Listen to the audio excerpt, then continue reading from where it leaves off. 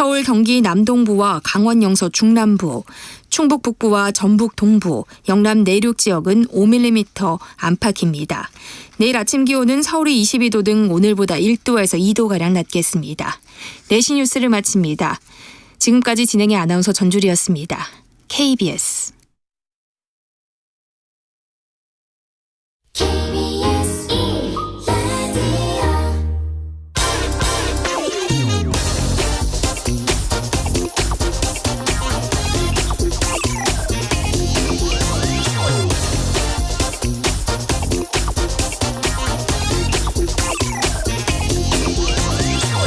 어제 기준금리를 5연속 동결시키면서 한국은행 이창용 총재는 가계부채가 이미 위험 수준을 넘어섰다고 말했습니다. 국내 총생산 GDP 대비 100%가 넘는 가계부채를 80% 아래로 낮추겠다고도 밝혔습니다. 올 3월까지 꾸준히 줄어들던 가계부채는 4월부터 증가세로 돌아서더니 6월부터는 주택담보대출이 한 달에 6조 원씩 지금 폭발적으로 늘고 있습니다. 정부가 말로는 집값 내려가야 한다 하면서도 실제로는 각종 부동산 부양책을 쏟아낸 결과입니다. 이창용 한국은행 총재는 사흘 전 국회 현안 질의에서도 집값이 더 안 떨어질 것이란 심리가 퍼져서 가계부채가 늘고 있다. 그래서 그동안 주말마다 추경호 경제부총리가 주관하는 회의에서 가계부채 증가 막기 위해 강력한 조치 취해야 한다고 계속 말해왔다고 밝혔습니다. 가계부채 줄이는 것이 자신이 한국은행 총재가 된 이유라고도 했습니다. 주말마다 모여서 회의했다는데 정부가 집값 방어를 위해서 가계부채를 오히려 부추기는 정책들을 내놓을 때 어떤 역할을 했는지 궁금합니다. 또 가계부채 감소가 한국은행 총재가 된 이유였다면 지금 가계부채 상황을 보면 그 자리에 계속 지금 앉아 있어도 되는 건지도 매우 궁금합니다. 네, 경제와 정의를 다잡는 홍반장, 저는 KBS 기자 홍사훈입니다. 홍사훈의 경제쇼 출발하겠습니다. 유튜브 오늘도 함께 갑시다.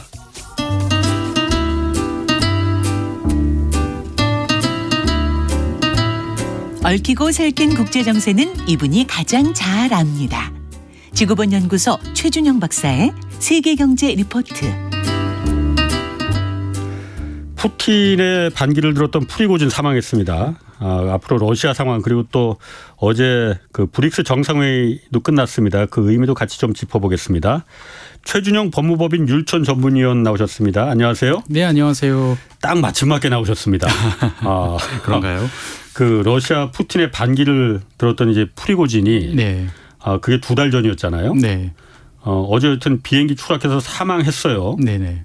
저도 이제 화면을 봤더니 비행기가 막 연기 뿜으면서 그냥 바로 수직 추락하던데 일단 이게 내부 폭발이다, 격추다, 고장이다, 여러 가지가 있던데 어떻게 보십니까? 일단은 추락 영상으로 보면 네. 처음에는 이제 미사일에 맞은 거 아니냐라고 했는데 이제 미사일에 맞으면 이제 그 정도 멀쩡하게 추락하지 않습니다. 그 정도 완전 박살을 규모가 작은 그 정도의 비즈니스 제트 가지고는 예.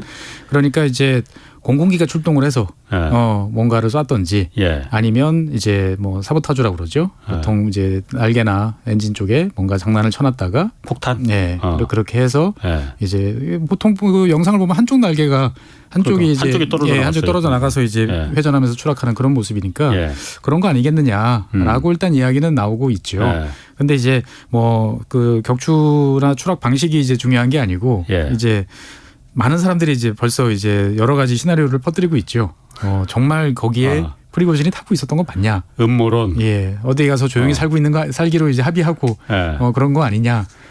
누가 확인해 주냐? 이제 이런 여러 가지 이야기들이 나옵니다. 그 가능성 있는데 설마. 그러니까 이제 그 2달이 지났는데 왜 이제서야? 그러니까 사실 그건 좀 이상하긴 해요. 라는 이야기들이 이제 나오다 보니까 그리고 이제 그 동안에 별로 나타나지 않았던 일들이 이제 벌어졌던 거거든요. 그러니까 뭐냐면 프리고진의 이제 그 바그너 그룹의 2인자 어떻게 보면 실질적인 군사 리더라고 하는 이제 우트킨 이 두 사람은 항상 다른 비행기 다른 경로로 이동을 했어요. 그런데 하필 이때 같이 탔어요. 두 사람이. 그전에는 원래 둘이 다 헤드니까는 따로따로 네, 항상 따로따로 움직였습니다. 그러니까 우리나라 같은 경우도 대부분의 나라가 이를테면 대통령, 부통령이 같은 비행기 타지 않고 이런 거는 철칙이잖아요. 기본 중에 기본이잖아요. 그러니까 프리고진도 항상 그런 식이었거든요. 그러니까 뭔가 일이 생겨도 이 조직을 2인자는 남겨놓겠다라는 해서 서로가 항상 다르게 다녔는데 왜 이런 상황에서 둘이 같이 비행기를 탔느냐. 그 다음에 이제 2대의 비행기가 떴다. 그런데 한 대는 바로 돌아오고 또 한 대만 이렇게 추락했는데 그 돌아온 비행기는 도대체 누가 타고 있었냐. 뭐 이런 이야기들도 나오고 뭐 여러 가지 이야기가 나옵니다만 사실 그거는 이제 아마 영원히 밝혀지지 않을 음모론이라면 밝혀지지 않을 것 같고 그냥 저는 그렇게 생각해요. 이게 이제 그냥 프리고진은 이것으로 이제 사망을 했고 어떻든 간에 이제 러시아로서는 반역자잖아요. 쿠데타라는 걸 국가에 대해서 이제 반역 행위를 한 거를 이제 어떤 식으로든지 처벌을 해야 되는데 러시아는 이런 식으로 처벌을 하기로 이제 결정을 했구나라는 뭐 그런 정도 생각이 듭니다 보면. 음모론이라면 프리고진이 살아있다는 얘기인데 어디서 죽은 그렇죠. 것처럼 지금 다 나 죽었어 하고서는 대외적으로 세계에 발표하고 그렇죠. 그래서 푸틴의 체면도 살려주고 자기는 영원히 어디서 잘 먹고 잘 살겠다. 뭐 성형수술을 하든 해서 이제 우리 뭐 영화에서 많이 보는 것처럼 뭐 아프리카든 뭐 어디든 그거는 이제 그거는 음모론이고 뭐 그럴 수도 있지만은 지금 어쨌든 푸틴이 유족한테 그 애도한다라고도 말했고 프리고진이 유능했지만은 큰 실수도 한 적이 있다. 뭐 이렇게 얘기도 했어요. 어떻게 보면 가장 나올 법한 공식적인 반응이죠. 뭐 07과삼이라고 보통 우리가 이야기하지 않습니까? 중국에서 옛날 모택동 사망 이후에 그렇게 평가한 것처럼 러시아 그리고 이제 푸틴 대통령 입장에서 봤을 때는 프리고진 그리고 바그너 그룹이 러시아의 세력 확장 여러 가지 어떻게 보면은 국가가 나서기 힘든 애매한 상황에서 손에 피 안 묻히고 동원해가지고 잘 했죠. 여러 가지로 했으니까 그거는 잘한 건데 맨 마지막을 그런 식으로 매듭을 지어서 안타깝게 생각한다. 라는 게 어떻게 보면은 그 공을 그나마 인정해주고 더 이상 이야기하지 말자. 라는 식으로 이제 매듭을 짓는 저는 그런 멘트였다고 생각이 됩니다. 보면. 그럼 이게 푸틴이 계획해서 프리고진을 제거한 거라고 한다면은 지금 수사 중이라고 하니까 제거한다고 뭐 많은 사람들이 그렇게 생각하고 있으니까 그러면은 아니 2달이나 지나고서 처음에 제거하지 못하러 2달이나 지난 다음에 제거를 할까? 왜 그럴까요? 제가 생각했을 때는 바그너 그룹이 이제 무장이라는 걸 갖고 있는 무장 집단이잖아요. 이 집단의 어떤 힘이 이제 흩어지기를 기다렸던 것 같아요. 그러다 보니까 뭐 일부는 다시 시리아, 일부는 뭐 아프리카 이런 쪽으로 이제 보내놓고 아니면 일부 주요 메인 세력들은 다 옆에 벨라루스로 또 이동해서 캠프를 차렸지 않습니까? 그러니까 어떻든 간에 이제 당장 러시아 안에서 이제 문제가 생길 만한 요인들은 최소화시켜 놓은 상태에서 충분히 이제 힘을 빼놓은 상태에서 이제는 뭐 뒤탈이 나지 않겠다라는 확신이 드는 시점에서 뭐 이렇게 정리했던 거 아닌가라고 이제 생각해 볼 수 있는데 사실 그럼에도 불구하고 여러 가지 의문은 남죠. 왜 이 시점에서 하필 그런 것도 있고 그다음에 왜 이런 방식으로 그런 것도 있죠 보면. 왜 이런 방식이야 뭐 그 푸틴이 여태까지 뭐 항상 그런 식으로 써왔었으니까. 근데 제가 궁금한 거는 프리고진도 사실 잘 이해가 안 돼요. 뭐 살았으면 좀 물어보겠지만 아니 그러니까 푸틴한테 분명히 보복당할 가능성이 크고 바이든 대통령도 계속 경고했다면서요. 먹는 거 조심하라고. 그런데 자기 측근들 벨라루스도 지금 다 이동해 있고 거기로 그 망명하라고 했는데 왜 자기는 거기로 안 가고 계속 모스크바에서 어떻게 보면 푸틴한테 뭐 약 올리는 것도 아니고 그럼 프리고진은 완전히 푸틴을 믿었던 건가? 푸틴이 용서해 줬다고? 그렇게 볼 수도 있지만 저는 그렇게 생각해요. 그러니까 이제 내 가족, 내 주변 사람 뭔가에 대해서 보장은 받지 않았을까. 그러니까 어떻게 보면은 이미 뭐 본인에 대해서는 나는 이제 죽은 목숨 이라고 내가 튀어봐야 어떻든 간에 결국 자기가 봤던 또는 자기가 했던 수많은 사람들처럼 같은 길을 걸을 거라고 생각을 했을지도 모르죠 이미. 뭐 영국으로 가든 뭐 어디로 가든 다 쫓아와서 했잖아요. 어차피. 그러니까 2달의 기간 동안에 이제 그 내가 꼭 지켜야 될 거, 내가 꼭 뭐 뭔가 남기고 싶은 이런 거에 대해서 정리하고 서로가 타협보고 그러고 이제 그것이 끝난 상황에서 이제 이런 식의 결론이 맺어진 거 아닌가라는 생각도 드는 거죠. 이제 보면. 만약 그렇다면 프리고진은 진짜 사나이네. 그건 뭐 알 수 없습니다만. 그러니까 어떻든 간에 그 아까 말씀드렸던 우트킨. 이 우트킨이라는 사람은 정말 그 예전에 2014년 그 크림반도 병합 이럴 때 보면 가장 대표적으로 가서 여러 가지 사이버 하이브리드 워를 전개하면서 예, 정말 유럽 대륙 전체에서 제일 위험한 사람이다라고 꼽힐 정도의 실질적으로 바그너 그룹의 뭐 전투 지휘자거든요. 근데 굳이 만약에 정말 같은 비행기를 탔다라고 그러면 결국 그 뭐 이런 시나리오 하에서 너가 다 끌어안고 그렇게 정리하는 조건으로 이제 끝내자. 뭐라고 했을 수도 있는 거죠. 보면. 근데 푸틴이 사실 여태까지 그 정적들을 한 20명 이상 그러니까 다 제거했다고 그러더라고요. 네. 되게 보면 다 영화더라고요. 그 제거하는 방법이. 뭐 홍차 녹차죠. 정확히 말하면 녹차도 있고 뭐 이제 총격도 있고 그다음에 이제 건물에서 추락사도 있고 뭐 우리가 보통 영화에서 볼 법한 여러 가지 시나리오들이 많았죠. 그런데 이런 경우는 사실 처음이란 말이죠. 보면은 이렇게 비행기를 격추시키고 그것이 또 노출이 되도록. 그럼 다 보라는 건가 그러면은? 어떻게 보면 보라는 뭐 그런 시그널일 수도 있는 거죠. 잠재적인 정적들한테. 그렇죠. 그런 것도 있겠네요. 그 사실 제가 가장 그 얼마 되지도 않았어. 그러니까 아까 녹차인가 홍차에다가 폴로늄, 방사능 물질을 섞어서 그 죽인 적도 있었잖아요. 영국에서 벌어졌었죠. 그건 영국에 가 있는데도. 영국에서 이제 가 있던 이제 과거의 정보 요원을 이제 그런 식으로 이제 암살을 한 거죠. 그래서 이제 인터넷에서 보면은 뭐 푸틴의 홍차 이렇게 이야기가 많이 이제 되는 게 이제 그 사안이고. 그다음에 이제 뭐 야권 지도자였던 나발리 같은 사람도 이제 독극물 뭐 방사선 이런 것 때문에 이제 죽기 직전까지 있다가 이제 독일에 가서 치료를 받으면서 겨우 살아난 경우도 있고 그다음에 이제 우크라이나 과거 이제 한 10여 년 전이죠. 이제 그 지도자들 사이에서도 이제 반러 쪽 지도자가 갑자기 얼굴이 막 이상해질 정도로 그랬지. 이런 경우도 있고. 그건 다이옥신에 중독돼서 뭐 그랬다고 그랬었죠. 그러니까 이제 보통 예전에 이제 KGB나 이제 러시아 정보부가 이제 요인 암살 이럴 때 쓸만한 레파토리들을 다양하게 이제 활용했던 거 아니냐. 라고 이제 생각을 해보면 사실 이번 건은 그거에 비하면 이제 되게 공개적이고 공격적이었고 그러니까 제가 이제 아까 말씀드린 그렇게 생각하는 이유가 그 비행기 안에 탔던 사람들이 어떻게 보면은 서로가 조율을 했던 이제 뭐 그 합의 아니겠는가. 그러니까 푸틴 입장에서 봤을 때는 바그너 그룹이라는 명칭을 이제 안 쓰고 근데 바그너 그룹이라는 존재는 필요하니까 그 실무적으로 밑에서 뛰어다니던 지금 아프리카도 있고 시리아도 있고 여러 가지 활동하던 그 사람들까지 다 뭐 처단하거나 그럴 수는 없지 않습니까? 그리고 지금 벨라루스에 가 있는 어떻게 보면은 얼마 전까지 그래도 나름대로 우크라이나 전쟁에서 최선 전선에서 열심히 싸웠던 이런 사람들까지 다 책임을 묻기는 어려운 거고 그러니까 거기는 놔두자.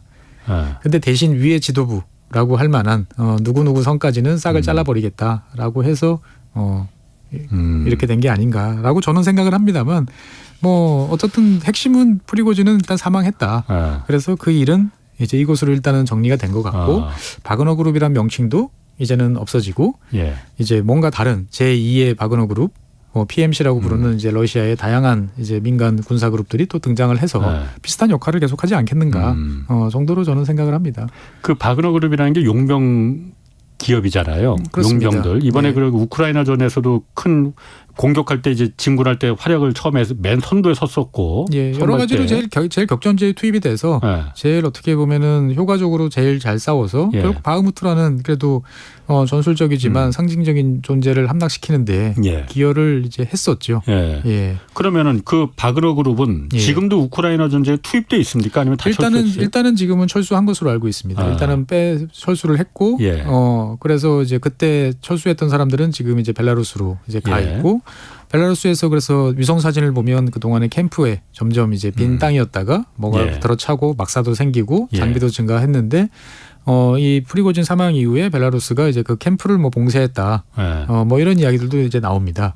이제 혹시나 또 뛰어나와서 뭔가 일을 할까 싶어가지고 이제 그렇게 이야기는 합니다만 이 뭐 지금 바그너 그룹의 어떤 미래 뭐 이런 것을 생각해 보면 누군가는 그 역할을 할 거예요. 아프리카에 지금 많은 이제 나라에서 러시아는 이제 현지 군벌 또는 현지 정부와 밀접한 관계를 맺고 있고 그것이 이제 뭐 무장이라는 무력이라는 힘을 효과적으로 동원할 수 있는데 누군가는 아마 러시아 입장에서 봤을 때는 필요하겠죠. 그걸 다 버리고 철수할 수는 없으니까. 뭐 아프리카나 이런 데는 차치하고 일단 우크라이나 전쟁이 아직 끝나지가 않은 상태니까. 그럼 푸틴 입장에서는 러시아 입장에서는 바그너 그룹이 앞으로도 그럼 그 우크라이나 전쟁에서 더 이상 필요 없는 건가요? 그러면은 일단은 이제 철수를 시켰고 그다음에 이제 개별적으로 계약을 이제 맺죠. 그러니까 이제 바그너 그룹이라는 단일 지도 체제는 이제 붕괴된 거고 이제 그것을 이제 뭐 러시아 국방부가 하던 아니면 러시아의 수많은 이제 그 큰 대형 기업들이 있지 않습니까? 예, 가즈프롬이나 이런 기업들도 다 이제 PMC들을 만들고 지원하고 있거든요. 그들 이제 세력들을 모아가지고 이제 활용하는 이제 그런 방안이 되는데 중요한 거는 이제는 이제 뭐 러시아 국방부든 아니면 러시아 육군이든 어떤 그 지도 체제 하에서 이제 움직이도록 하겠죠. 그 전처럼 이제 독자적으로 말 그대로 이제 그렇게는 아마 안 시킬 것 같습니다. 누구는 저 신문 그 언론에서 분석한 거 보니까 그렇더라고요. 이 용병 그룹이라는 게 용병 기업이라는 게 개전 초기에 그러니까 공격하고 먼저 선발대로 투입해서 잔인하게 막 이렇게 할 때는 용병 기업이 굉장한 역할을 하고 필요한데 지금은 사실 러시아 입장에서는 공격하는 게 아니고 지금 확보한 땅을 지키는 일종의 진지전으로 들어간 거잖아요. 여기서 그렇게 용병 기업이 그렇게 그 활용도가 크지 않다. 예, 뭐 그렇게 볼 수도 있는데 문제는 이제 그 우크라이나 전선이 지금 공방이 이제 공수가 서로가 이제 전선마다 다르죠. 그러니까 자포리자 전선에서는 이제 우크라이나가 공격하고 러시아가 방어선을 구축하고 방어하는 입장이고 반대로 이제 동부 전선 또는 북부 전선에서는 오히려 러시아가 지속적으로 이제 압박을 이제 해내고 우크라이나가 이제 거기에 대해서 반격하거나 방어하는 이제 이런 입장인 거죠. 그러니까 이제 서로가 상대방을 이제 흔들어 놓기 위해서 하는 입장이다 보니까 뭐 러시아라고 해서 전 전선에서 다 방어만 하고 있는 건 아니에요. 예, 동부 전선 쪽에서는 오히려 러시아가 지속적으로 공세를 지금 전개를 하고 있거든요. 왜냐하면 공세를 지속해야만 우크라이나 입장에서 봤을 때 야 여기 뚫릴 것 같아.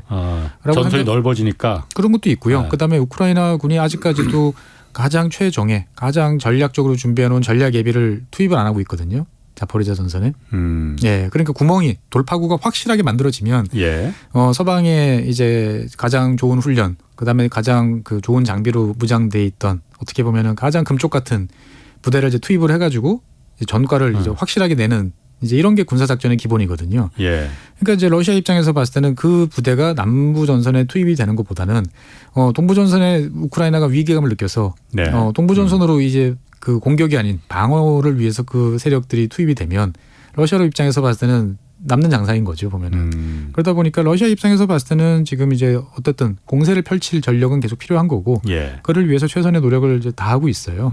그러니까 저는 이 바그너 그룹이라는 어떤 이런 그룹 자체는 이제 프리고진과 더불어서 이제 일단은 사라질 거지만 이 역할은 누군가가 대신 하는 것은 러시아 입장에서 봤을 때는 계속적으로 남을 것이고 이제 제2의 제3의 좀 더 다양한 모습으로 등장하지 않을까 이렇게 생각이 됩니다. 유튜브 댓글에도 지금 그 용병 그룹이 푸틴의 비자금 돈줄 중에 하나인데 이걸 그만둘 리가 있겠느냐 계속 하겠죠라는. 실제로 아프리카에서 이제 하는 것들 보면 이제 복잡하게 얽혀 있어요. 그러니까 이를테면 뭐 수단 지금 이제 뭐 내전 벌어지고 있지 않습니까? 수단 같은 경우도 거기 보면은 금이 많이 나와요.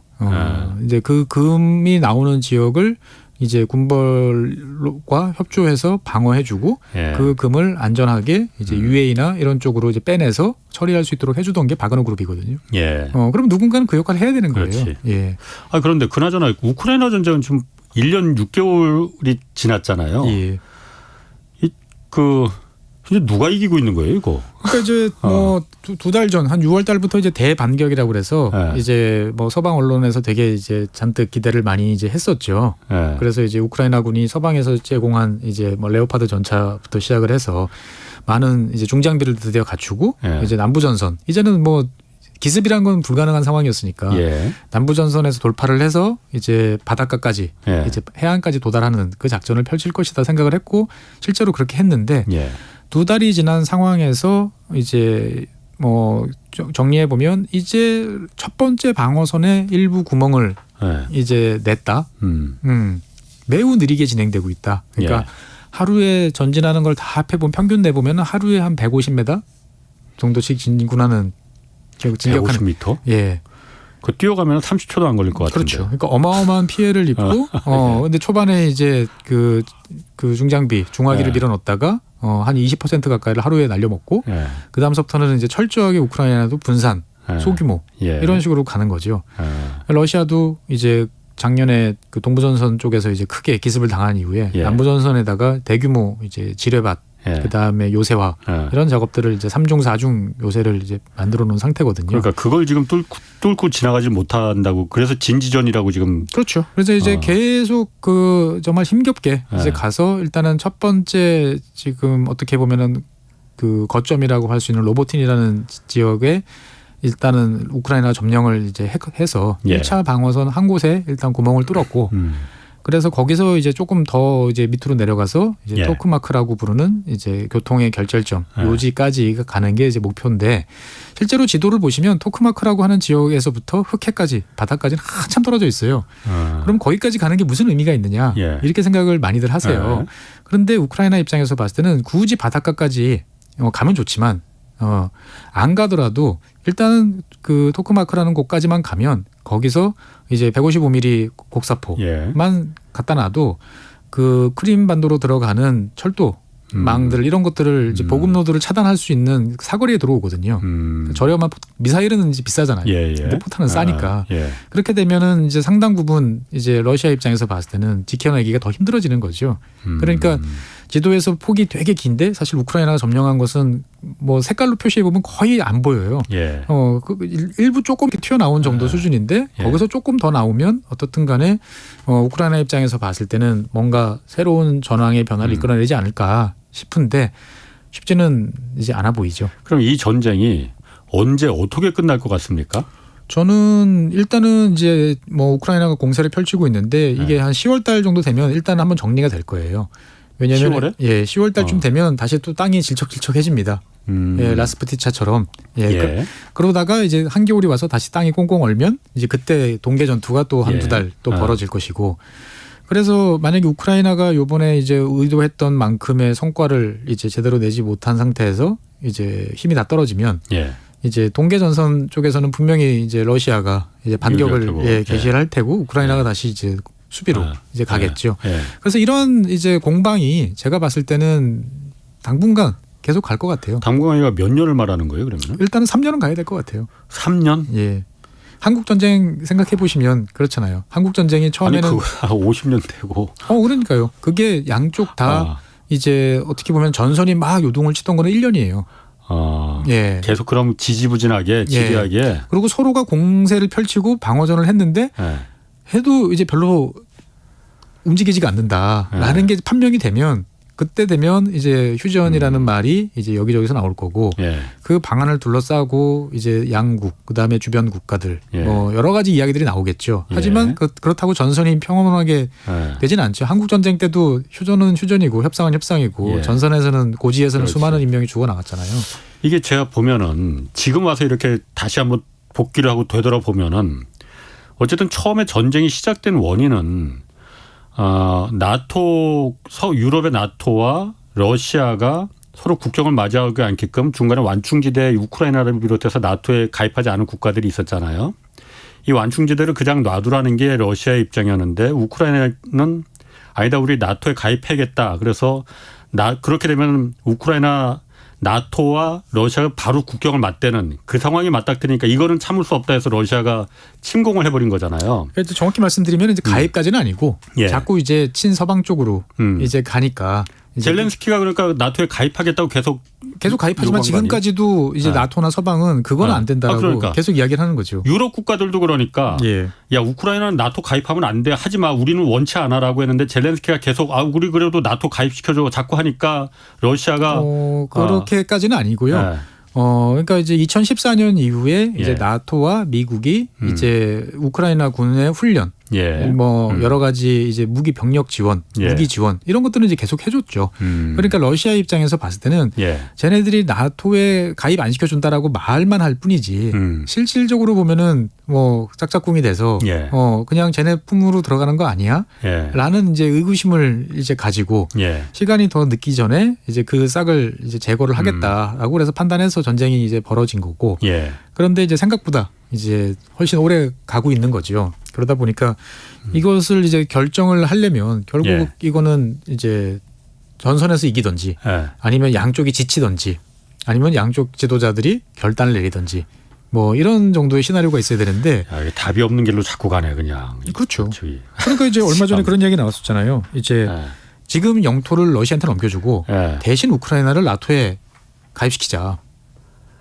그 합의가 되겠나? 양쪽 그러니까 다 그건 그렇죠. 절대 안 된다고 할 것 같은데. 그렇죠. 예. 근데 이제 그 이런 이야기들이 이제 뭐 나토 관계자들 전 관계자들이지만 거기서 전직 제안했다가 다시 개인 의견이라고 나온 거죠. 예. 그러니까 여러 가지 된통 맞고서는 방안들이 예. 지금 물밑에서는 이렇게 저렇게 생각이 되는데 예. 다들 말은 하지만 야 일단 전선에서 어떻게 되는지 보자. 예.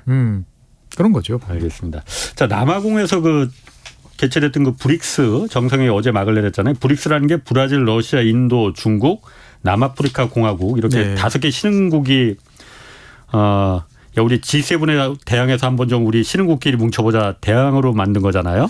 이게 참 웃기죠. 이게 사실 브릭스라는 말을 만든 사람은 예. 이 골드만삭스 어떻게 보면 자본주의의 그 핵심 그 자체인 골드만삭스의 짐 오닐이잖아요. 골드만삭스가 만든 거예요? 예, 2000년대 초반에 이제 세계가 이제 선진국 시장 말고 개도국 시장이 막 올라오니까 여러분들이 이제 앞으로 관심 두셔야 될 시장, 새로운 시장. 그래서 그 당시에는 4개를 묶었어요. 예. BRIC. 브릭? 4개. 그래 브릭이고 그다음에 남아공만 빠졌네. 그렇죠. 예. 그래가지고 그때는 S자가 소문자였어요. 국가 4개를 묶어서 복수니까. 예. 그러다가 이제 남아공이 들어가면서 S자가 소문자에서 대문자로 바뀌었죠. 예. 재밌네. 그러니까 어떻게 보면은 브릭스라는 이 개념은 자기들끼리 만든 게 아니고 자본주의 그 자체인 골드만삭스가 이제 여기에 투자하세요. 투자를 위해서. 예, 여기에 투자하시고 관심 두시면 돈 많이 법니다. 라고 이제 만든 거죠. 뭐 여기에도 뭐 뒤지고 보면. 근데 이 나라들이 실제로 그걸 연합체를 만든 거구만 그러면. 그렇죠. 2006년에 이제 그 유엔 총회에서 푸틴 대통령이 한번 모여봅시다라고 이야기를 합니다. 그래서 그해 이제 외무부 장관들끼리 모여서 한번 이야기를 해보고 결국 2009년에 이제 글로벌 금융위기 다음해인 2009년에 이제 정상회담이 이제 개최되면서 어떻게 보면은 뭐 이 협의체 정도 같은 성격으로 이제 됐던 거죠 보면은. 그러니까 되게 시작은 미국이 만들어주고 판을 깔아주고 그 판에서 이제 만들어주니까 좋네라고 해서 모여서 이야기해 봅시다라고 했는데 시간이 이제 15년 정도 지나고 나니까 이제 뭔가 G7과는 결이 다른 뭔가 하나의 이게 뭐라고 말해야 되나 좀 애매한 그런 이제 국가 간의 뭐 협의체가 이제 점점 이제 구체화되고 있는 거죠.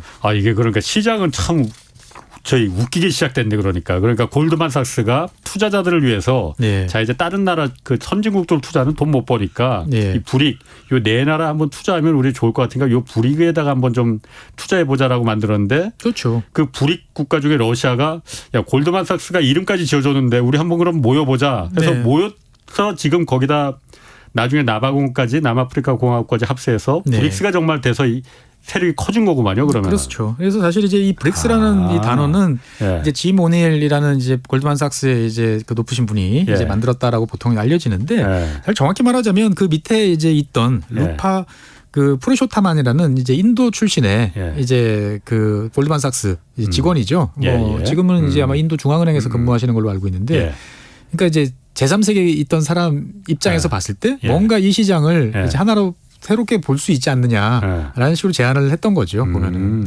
그런데 이번에 저 그 회의에서 추가로다가 브릭스에서 6개 국가가 더 가입됐다고 했잖아요. 사우디, 뭐 이란, 또 어디야? 이집트, 그다음에 에티오피아, 아르헨티나 그리고 UAE까지. 그러면은 점점 커지는 거네 이게. 그렇죠. 그러니까 이제 이게 그 회원국이 많아지는 게 이제 좋냐. 얼핏 생각하면 그러면 힘이 더 세지네. 라고 생각하지만 좋은 거 아니에요? 사실 이게 그 회원국마다 입장 차이가 좀 있어요. 그러니까 이제 중국이나 이런 입장에서 봤을 때는 뭐 들어와서 뭔가 이제 우리 편이 더 많아지면 좋은 거지. 라고 생각하는 쪽도 있지만 이제 이를테면 브라질 정도 입장에서 봤을 때 보면 돈도 우리보다 더 많고 뭔가 이렇게 좀 껄끄러운 상대들 뭐 이란이라든지 사우디라든지 이런 나라들이 들어오면 이 발언권이 n분의 1로 갈 가능성이 있지 않습니까? 그러니까 현재까지는 이제 브릭스는 이제 완장일치예요. 그러니까 뭘 하지 말자라고 이야기하면은 뭘 결정을 하려면 5개 나라가 만장일치를 전제로 하는데 이게 나라가 만약에 이제 요번에 6개 들어왔으니까 11개가 만장일치로 쉽지 않지. 뭐 이유는 27개인데 계속 만장일치 가니까 할 수도 있겠지만 이게 이제 점점 회원국이 늘어지면 이제 좀 애매해지는 거죠. 그러다 보니까 브라질 같은 경우는 회원국 말고 파트너십 정도로 해서 일단 약간 1.5군 정도로 좀 있다가 준회원 그렇죠. 준회원 정도로 있다가 예. 좀 이렇게 가보는 게 어떻겠느냐라는 예. 제안을 이제 했었는데 예. 요번에 이제 6개 나라가 이제 뭐 추가적으로 가입이 됐다라고 예. 하는데 이 6개 나라 중에서 또 사우디 같은 경우는 입장이 되게 애매해요. 그러니까 이제 사우디? 그러니까 이제 우리 관심이 많았던 건 맞고 예. 너희들이 뭐 이야기한 건 맞는데 예. 구체적인 조건에 대해서는 이제 좀 더 확인해 볼 게 있다라는 예. 정도 입장이에요. 보면은 아. 컨펌이 필요하다. 그럼 이번에 아예 가입이 그러니까 회원국으로다가 확정된 건 아니에요, 그러면은? 그러니까 이제 이 6개가? 뭐 일단은 받아주겠다라고 했는데 이제 이게 그 처음부터 이번에 회원국을 추가로 우리가 더 하겠습니다라고 예. 했다기보다는 여러 나라들이 이제 여기에 대해서 가입을 이제 신청하기도 하고 우리 좀 뭐 가입하려면 어떻게 해야 돼요? 이렇게 물어보기도 하고 우리 관심 있는데 정도 했는데 이제 6개를 이제 정해서 찍어서 발표를 한 거죠. 그러니까 이제 사우디 입장에서 봤을 때는 잠깐 우리 생각보다 좀 빠른데? 오히려? 예, 이야기는 우리가 운을 띄운 건 맞아. 근데 잠깐만 23년에 가입이라고? 이건 좀 야, 좀 따져볼 게 좀 있어.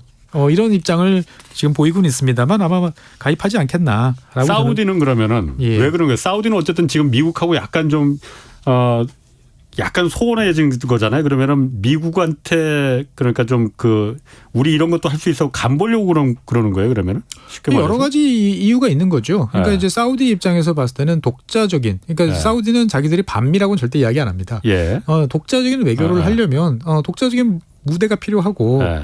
그러면 이제 뭐 G20나 이런 것 같은 경우 다 모여 있잖아요. 예. 브릭스도 있고 거기에는 그렇지. G7도 섞여 예, 있는데 예. 그것도 가입했으니까 예. 그러면 이제 미국이나 G7하고 상관없는 예. 이런 쪽에서도 우리가 한번 이야기를 해보고 예. 같이 서로가 협력해서 예. 뭐 발전할 수 있는 방안이 있으면 예. 논의해보자. 예. 이게 무슨 문제냐라고 예. 이제 이야기를 하는 거죠.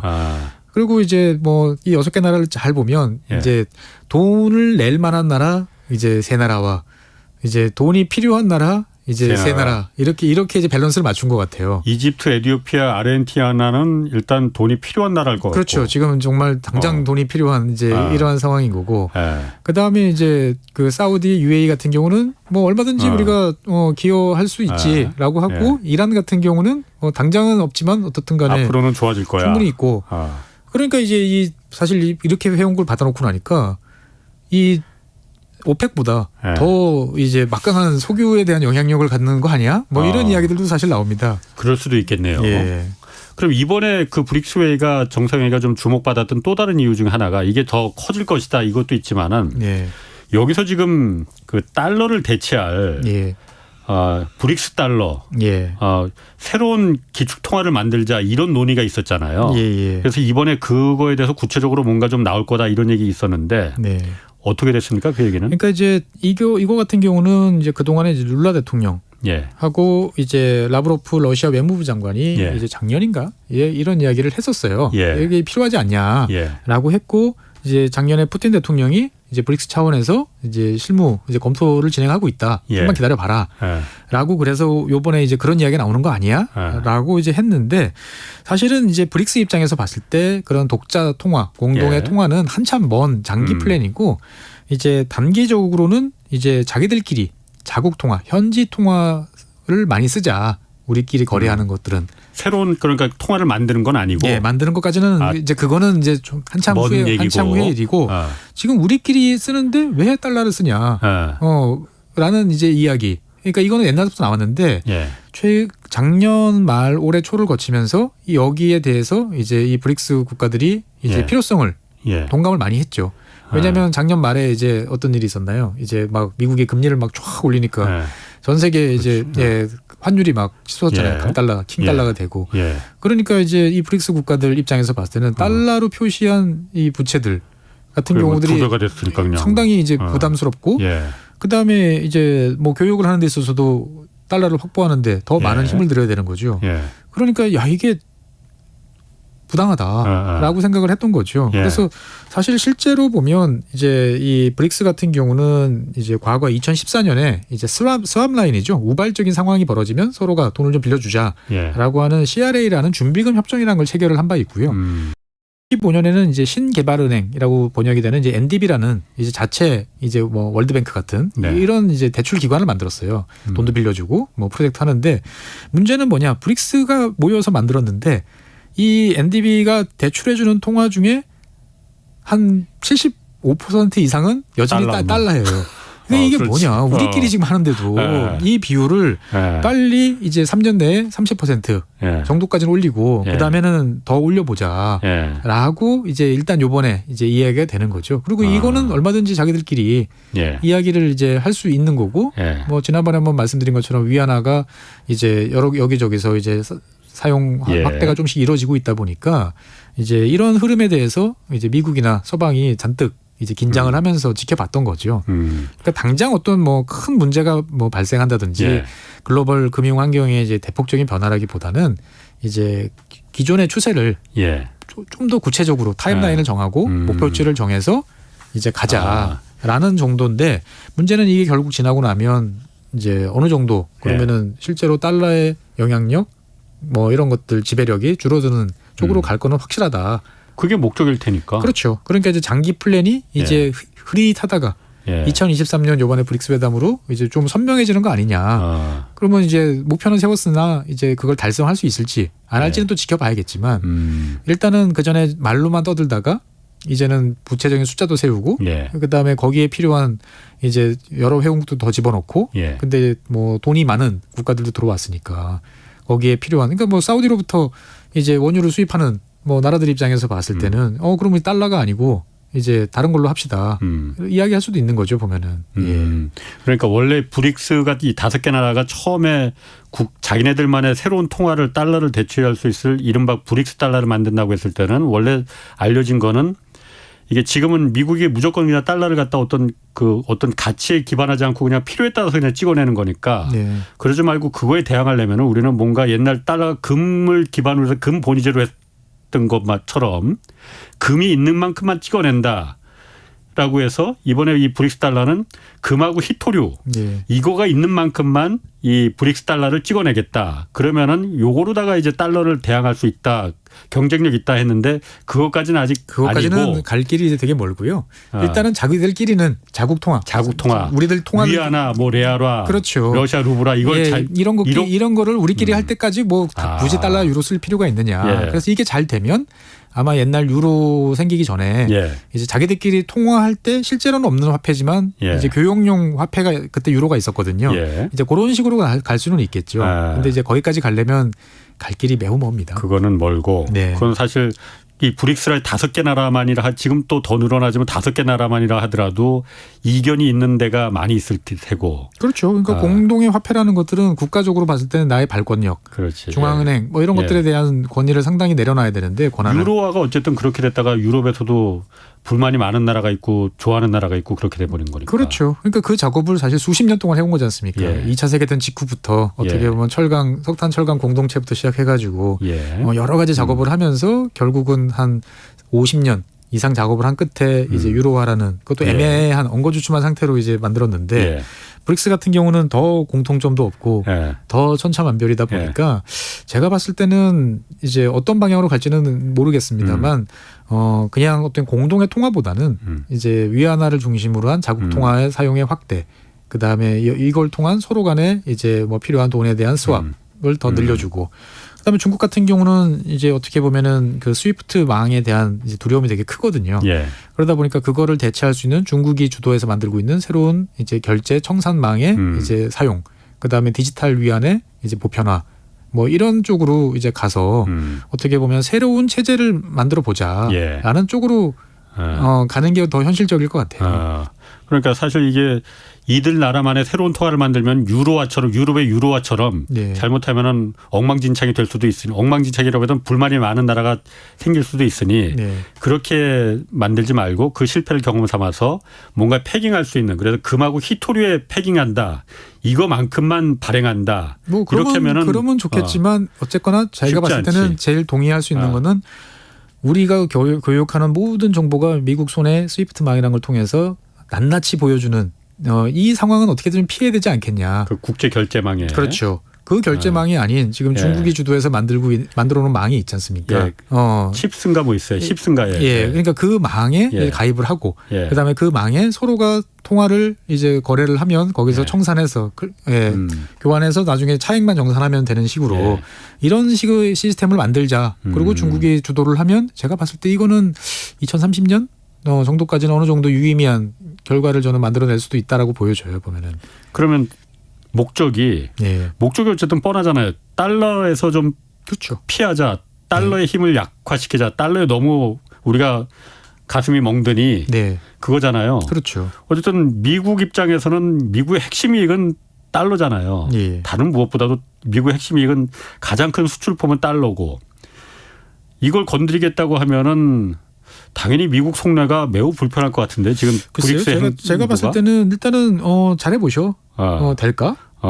정도의 자신감. 뭐 별로 신경 안 쓰는. 근데 이제 오히려 그런 달러 자체보다는 이들 국가들이 모이고 그다음에 이제 회원국들이 점점 늘어나고 그다음에 여기에서 뭔가 유의미한 G7과 이제 상충되는 그러니까 어떻게 보면은 G20라는 게 이제 너희들끼리 놀지 말고 우리랑 다 같이 모여서 이야기해보자라서 G20를 만들었는데 그게 아니고 브릭스라는 별도의 어떻게 보면은 그룹이 만들어지게 되면 전 세계적으로 봤을 때 인구나 GDP나 뭐 여러 가지 면에서 봤을 때 이제 상당히 위협적인 공동체, 협의체가 등장하는 거에 대해서는 오히려 더 촉을 좀 세울 것 같은데 미국 입장에서 봤을 때는 그렇게 이해관계가 천차만별인 나라들끼리 모여서 저 개판될 거다. 뭔가 희생타를 치고 내가 희생을 감내하고 양보하고 그런 것들이 과연 잘 될까?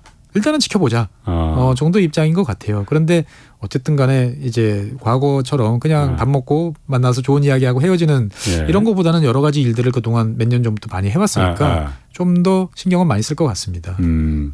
이번에 그런데 브릭스 회의에서 그 러시아하고 중국도 여기 회원국이 그 5개 나라잖아요. 러시아 푸틴 대통령은 이번엔 빠졌어요. 왜 그랬을까? 더군다나 빠졌을 때 또 프리고진도 그렇게 돼버려 갖고. 그러니까 이제 그 푸틴 대통령 같은 경우는 현재 이제 국제형사재판소에 그 전쟁 때문에 제소가 돼가지고 체포영장이 지금 이제 나와 있는 상태거든요. 체포될까봐? 그러니까 괜히 복잡한 일에 이제 휘말릴 수 있는 상황을 괜히 면이 깎일 일을 만들고 싶지 않은 거죠. 그렇기 때문에 처음부터 이제 외교장관이 이제 가겠다라고 그래가지고 이제 대참을 이제 했는데. 저는 이제 오히려 이제 첫 번째 이제 시진핑 주석이 참석을 했는데 원래 첫날 이제 비즈니스 포럼에 연설을 하기로 했었죠. 했는데 이걸 상무장관이 대독을 했단 말이죠. 갑자기 취소해 버렸어요. 본인이 안 하고. 그러니까 이게 또 왜 그러지? 뭐 컨디션이 안 좋나? 이렇게 생각할 수도 있는 거고. 참석은 했는데. 참석을 했는데 원래 예정된 첫 번째 이제 연설을 본인이 안 하고 이제 밑에 장관이 이제 대독하는 형태로 이제 갔다는 거에 대해서 다들 또 갸우뚱 이제 이런 모습들이 사실 있고요. 아까 이제 회원국 이야기를 쭉 하셨는데. 사실은 많은 전문가들이 예상하기로는 이제 그 신청했던 국가들이 도대체 몇 개냐 여기에 대해서 의견들이 되게 엇갈렸어요. 브릭스가 밝힌 적이 없었거든요. 몇 개 나라가 우리한테까지 정식으로 막 이렇게 했다라는 게 6개 말고 더. 그러니까 뭐 많이 잡은 나라들은 40개 나라들이 뭐 신청을 뭐 가입을 원했다 이렇게 나오는 경우도 있고. 줄여보면은 한 17개 나라는 정말 진심인 것 같다라고 이야기를 보통 합니다, 보면은. 그런데 그때 보면 대륙 안배를 쭉 놓고 보면은 이제 그 오히려 인도네시아가 이번에 가입하지 않을까? 회원국으로 이제 우선권이 있지 않을까? 이렇게 많이 생각들 했어요. 왜냐면은 상징성이 있잖아요. 동남아 아세안에서 하나. 그리고 이제 인구도 많고 그다음에 뭐 자원도 많고 그리고 이제 이슬람이라는 어떠한 그런 것들 상징성도 있고 그러니까 이제 아마 회원국 늘어나면 첫 번째로 들어가는 나라는 아마 인도네시아가 아닐까 싶었는데 이제 예상과 달리 이제 중동 국가들이 대폭 이제 들어가고 아프리카 이거 어떻게 보면 중동 아프리카 이제 그쪽에 이제 많이 들어온 거죠. 보면. 우리나라는 그러면 여기 이번에 신청하거나 그러는 건 아니었어요? 그렇죠. 저희는 여기하고는 이제 그 뭐 우리가 가입하거나 뭐 그러지는 않는 거죠, 보면은. 근데 이제 좋은 관계를 유지하고 뭔가 이제 있는 일이 있으면 같이 협조하자라는 이제 뭐 세계에는 수많은 이제 이런 협의체들이 있으니까 그런 하나인데 이제 우리도 예의주시를 이제 하겠다. 뭐 우리 입장에서 봤을 때는 어떤 흐름이 있는지를 보자라는 정도고요. 사실 전 세계적으로 보면 우리나라에서는 이 표현을 잘 안 쓰는데 이제 영미권 그다음에 일본에서도 이제 많이 쓰는 표현 중에 하나가 이제 글로벌 사우스입니다. 글로벌 사우스? 예. 그러니까 옛날 이제 그 선진 공업 국가들은 다 북쪽에 있고 남쪽은 빈곤 국가. 그래서 이제 남북 문제라고 이제 이야기를 했는데 이게 21세기에 들어와서 다시 제3세계 국가들 이런 국가들이 이제 경제적으로나 인구라든지 여러 면에서 과거와는 또 다른 양상으로 성장하고 발전하고 이제 자기 목소리들을 다시 내기 시작한다. 그러면서 이제 그것들을 이제 글로벌 사우스라고 이제 부르고 이제 유럽이나 미국 쪽에서 이제 요즘에 관심들을 많이 두고 있고 그다음에 이제 일본도 예의주시하고 이제 글로벌 사우스와의 관계를 어떻게 할 거냐 이런 이야기들을 많이 하는 거죠. 그러니까 이제 우리 입장에서 봤을 때는 브릭스 이거 반미 세력 연합체 뭐 아닌가 이렇게 가는 거 아니야? 그러니까 이렇게 볼 필요는 없을 것 같고요. 제가 봤을 때는 이제 그 미국 주도 서방 세력이 주도하는 거와 뭔가 대안적 질서를 모색하려는 이제 많은 이제 나라들이 존재를 하고 있고 그들 간의 어떤 논의들이 어떻게 진행되고 있고 그런 흐름에 대해서는 관심을 기울일 필요가 이제 있는 거죠. 그러니까 지금 이게 어쨌든 회원국들만 보면은 아까 말하신 대로 미국 쪽에 반하는 반미 세력 국가들인 것처럼 일단 보여져요. 보이는데 중국, 러시아는 확실하죠. 중국, 러시아는 확실한데 브라질은 그럼 반미냐? 브라질은 그렇진 않아요. 미국으로부터 좀 떨어지지만 그렇다고 해서 반서방은 아니다. 우리는 미국 힘이 너무 센 거는 좀 보기 싫은데 그렇다고 미국이랑 우리가 척칠 필요는 없다. 브라질 룰라 대통령 같은 경우는 지난번 중국 방문했을 때도 자기가 아침마다 일어났을 때 우리가 달러를 써야 되는지 그 참 이거 이해할 수 없다. 그렇게 얘기를 했잖아요. 중국 가서 그렇게 이야기를 했지만 그 전에 방문한 거는 또 미국 바이든 대통령이랑 가서 아마존 보존부터 기후변화와 관련해서 우리 이 아메리카 대륙에서부터 뭔가 성과를 좀 내야 되지 않냐 이런 이야기를 했죠. 그러니까 브라질 입장에서 봤을 때는 미국으로부터의 투자도 중요하지만 사실은 유럽 국가들로부터의 투자가 중요하거든요. 그러니까 반서방으로 묶이는 건 원치 않은 거고 브라질은 남아프리카 공화국도 마찬가지입니다. 그렇지. 남아프리카 공화국도 유럽으로부터 많은 투자 이런 거에 받아야만 지금 돌아가는 상황이기 때문에 그렇지는 않다라는 거죠. 그러니까 이 브릭스 같은 경우가 이제 반미 세력으로 보이는 것들은 이제 좀 부담스럽게 느껴지는 거죠. 그런데 이제 사우디나 이런 나라들이 참여하는 거에 대해서 사실 저는 브라질이 이렇게 썩 탐탁할 것 같지는 않아요. 지금은 어떻게 보면 남미 대륙의 대표 5개 중에 하나 최소한도 발언권으로 따지면 20% 정도는 보장을 받을 수 있었는데 이제는 이제 뭐 돈 많은 나라들이 우르르 들어왔으니까 상당히 좀 그렇지. 돈 많이 내는 나라가 발언권이 더 세질 수밖에 없겠죠. 그러니까 이제 중국 입장에서 봤을 때는 이 브릭스가 사실 중요할 수밖에 없는 게 중국 같은 경우는 작년 올해를 기점으로 이제 선진국과의 교역량보다 이 비선진국과의 교역량이 앞질르기 시작을 했습니다. 그러니까 어떻게 보면 자기의 주요 상대들이 지금 브릭스를 포함한 아까 말한 글로벌 사우스 쪽으로 이제 가고 있는 거죠. 그래서 중국은 브릭스를 통해서 자기 편을 만들고 어떻게 보면 중국이 생각하는 이제 대안적 세계 질서를 만드는데 이제 아마 적극적으로 희생타도 좀 치려고 노력들을 많이 할 텐데 문제는 브릭스 국가들의 국민들조차도 점점 중국에 대한 반감이 높아지고 있어요. 그러니까 남아공 같은 경우도 2019년에 중국이 싫어요라고 대답한 사람들의 비율이 35%였는데 지금은 40%.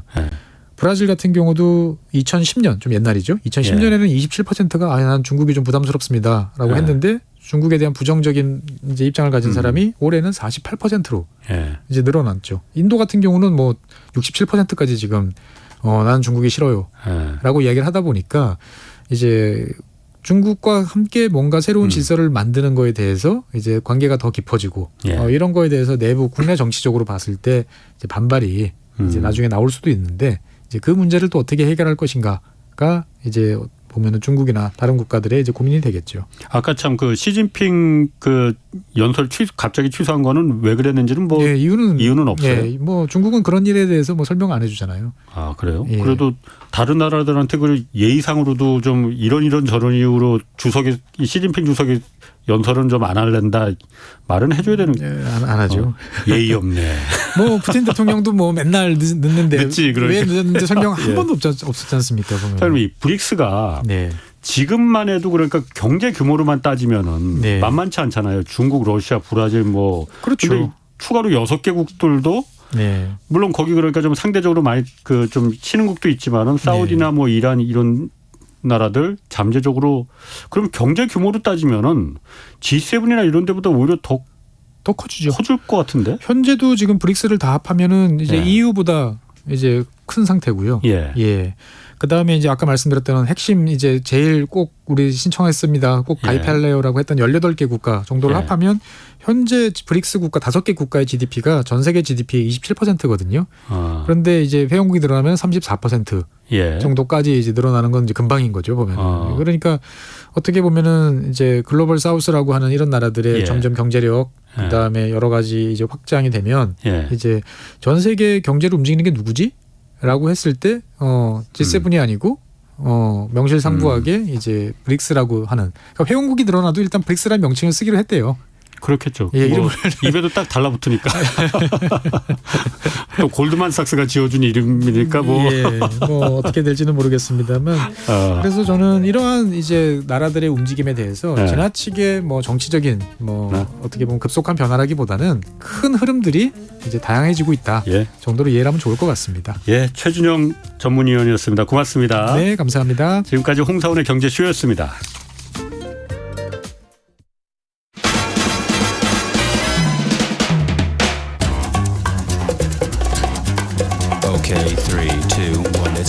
KBS 1라디오 시사본부의 배종찬입니다. KBS와 남다른 인연이 새록새록 생각이 나는데요. KBS 라디오를